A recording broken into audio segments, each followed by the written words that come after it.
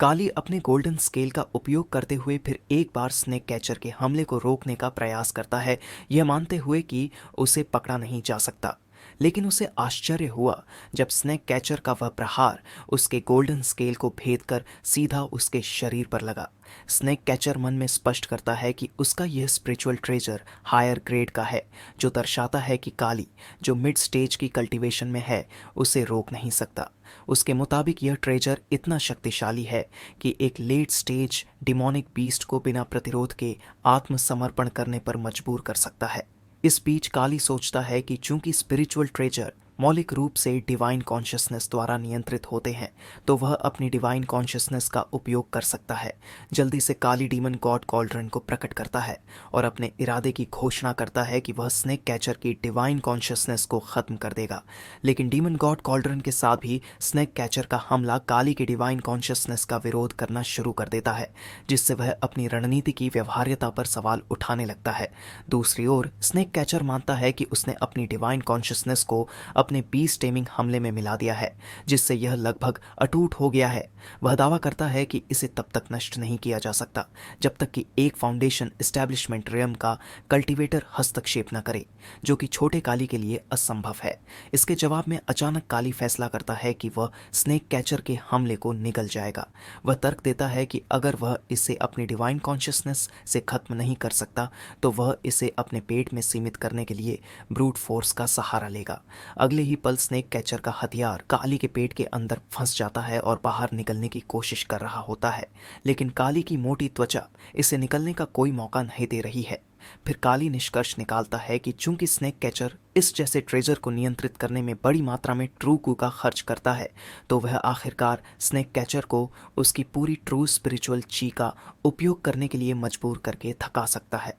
Snake catcher इस स्थिति को समझते हुए तुरंत अपने स्पिरिचुअल ट्रेजर को काली की पकड़ से मुक्त होने के लिए बुलाता है, जबकि काली उसे लेकर भागने की कोशिश कर रहा है, इस उम्मीद में कि स्नेक कैचर की स्पिरिचुअल एनर्जी पूरी तरह से जल्दी खत्म हो जाए।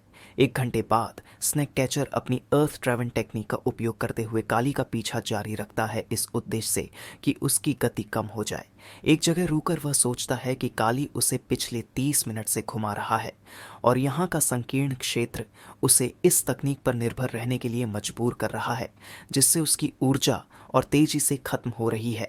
वह स्वीकार करता है कि उसकी ट्रू की तेजी से घट रही है, इसलिए उसे इस मुठभेड़ को जल्दी समाप्त करना होगा।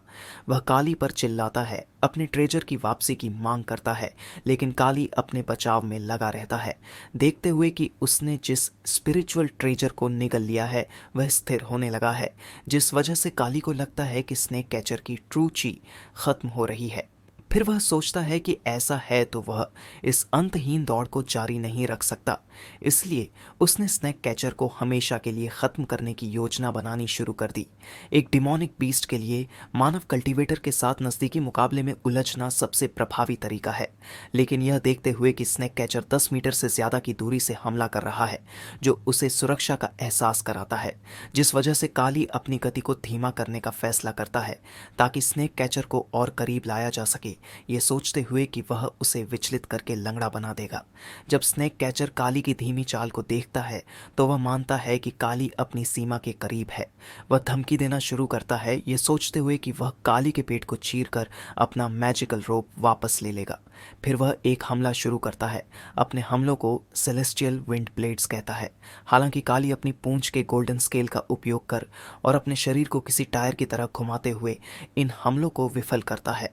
साथ ही काली पलटवार करने की तैयारी करता है, जबकि स्नेक कैचर काली के स्केल्स की मजबूती पर सवाल उठाता है, ये देखते हुए कि उसके सेलेस्टियल विंड ब्लेड्स, जो किसी भी मिड लेवल बीस्ट को मार सकते हैं, वे काली के शरीर पर छोटी सी खरोंच भी नहीं पहुंचा पाए, जिस वजह से स्नेक कैचर अपने हथियार को बदलने का फैसला करता है। स्नेक्स स्लिंग सोर्ड निकालता है। इसके सक्रिय होते ही उसके पीछे एक विशाल फैंटम स्नेक की स्पिरिट प्रकट होती है और वह काली को चेतावनी देता है कि पहले तो मैं तुम्हें सिर्फ पकड़ना चाहता था, लेकिन तुम तो मरना चाहते हो, तो मुझे दोष नहीं देना। इस तलवार ने अनगिनत सांपों का संहार किया है और एक बार म्यान से निकलने के बाद किसी को मारे बिना वो वापस म्यान में जाती नहीं। लेकिन काली बिना रुके आगे बढ़ता है और दोनों आपस में भिड़ जाते हैं। काली अपने सुनहरे स्केल्स का उपयोग करते हुए स्नेक कैचर के हमलों को अवशोषित करता है, जिसे स्नेक कैचर चकित होता है यह महसूस करते हुए कि उसकी तलवार काली के प्रबल स्केल्स को भेद नहीं सकती। उसे उभरने का मौका ना देते हुए काली पलटवार करता है और स्नेक कैचर को पीछे धकेल देता है, यह दावा करते हुए कि स्नेक्स स्लिंग सोड उसकी स्केल्स को भेदने के लिए पर्याप्त नहीं है। अब थोड़ी चोटिल स्थिति में स्नेक कैचर यह देखकर आश्चर्यचकित होता है कि उसकी तलवार टूट चुकी है और भले ही उसने काली के हमले को रोकने के लिए अपनी ट्रू ची को चैनल कर रखा था, फिर भी उसे चोटें आ ही गई। वह काली की ओर देखता है जो अब और भी खतरनाक दिखाई दे रहा है और सोचता है कि शायद यह कोई साधारण सर्प नहीं बल्कि एक ड्रैगन हैचलिंग है। फिर वह वहां से भागने का निर्णय लेता है और जल्द से जल्द सतह पर पहुंचने की योजना बनाता है। हालांकि उसे एहसास होता है कि उसकी ट्रू स्पिरिचुअल कुई पूरी तरह से खत्म हो चुकी है, जिससे वह अर्थ मोशन टेक्निक का उपयोग करने में असमर्थ हो जाता है। तभी उसे ऊपर एक खुला स्थान दिखाई देता है और वह इसे डिवाइन मदद मानता है। वह तुरंत अपनी विंड राइडिंग स्किल को सक्रिय करता है और वहां से भागने की कोशिश करता है, इस दृढ़ निश्चय के साथ कि वह इस घटना की जानकारी सेक्ट लीडर को किसी भी हाल में जरूर देगा।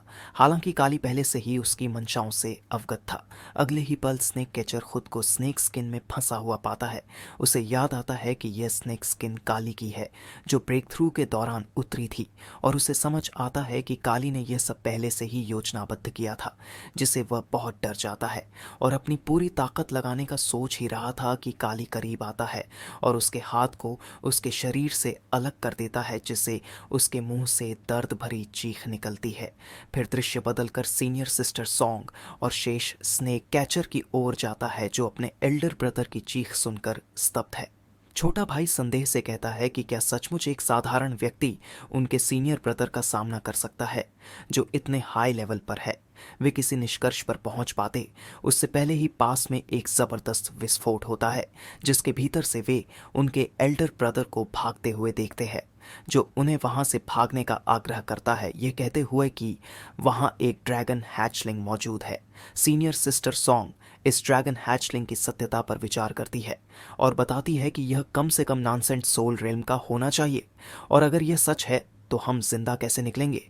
लेकिन उसकी बातों को नज़रअंदाज कर छोटा भाई इस बात पर जोर देता है कि उन्हें एक साथ भागना चाहिए और सीनियर ब्रदर इतनी खराब स्थिति में है कि उनसे कुछ भी पूछना बेकार है। वह आगे जोड़ता है कि उनके एल्डर ब्रदर की स्थिति को देखते हुए उन्हें उनके विपरीत दिशा में जाना चाहिए।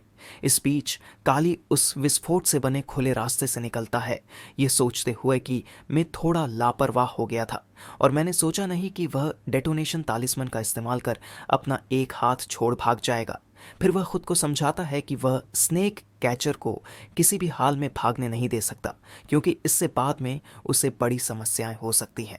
स्नेक कैचर यह मानते हुए कि वह भागने में कामयाब हो गया है, यह सोचता है कि काली अब भी घाटी के निचले लेवल पर है तो वह उसे पकड़ नहीं पाएगा। हालांकि जैसे ही वह पुराने काले सांप के पास से गुजरता है, जिसे आधा काटने के बाद मृत माना जा रहा था, वह अचानक उस पर स्नेक झर का हमला करता है, जो सटीक रूप से लगता है, जिससे स्नेक कैचर जमीन पर गिरकर तड़पने लगता है और यह सोचता है कि मैं कैसे भूल गया कि एक सांप सिर कटने के बाद भी झर छोड़ सकता है। वह झर का एंटीडोट निकालता है और उसे निगल लेता है, लेकिन काली ठीक उसके पीछे आ जाता है। फिर वह अपनी स्थिति की गंभीरता को देखते हुए एक टॉप ग्रेड स्पिरिचुअल जेड निकालता है और कहता है कि वह इसे अभी इस्तेमाल नहीं करना चाहता था, लेकिन यह उसका आखिरी उपाय है। जैसे ही वह इसे सक्रिय करता है, स्पिरिचुअल जेड उसकी गति को कई गुना बढ़ा देता है, जिससे वह एक चौंकाने वाली गति से दौड़ने लगता है। यह देखते हुए काली अपने सुनहरे स्केल्स में से एक को निकालता है, ये कहते हुए कि यह उसका आखिरी विकल्प है और इसे स्नेक कैचर की ओर बड़ी तेजी से फेंकता है। स्केल उसे पकड़ लेता है और उसके दिल को भेदता है, जिससे उसके मुंह से खून निकलता है।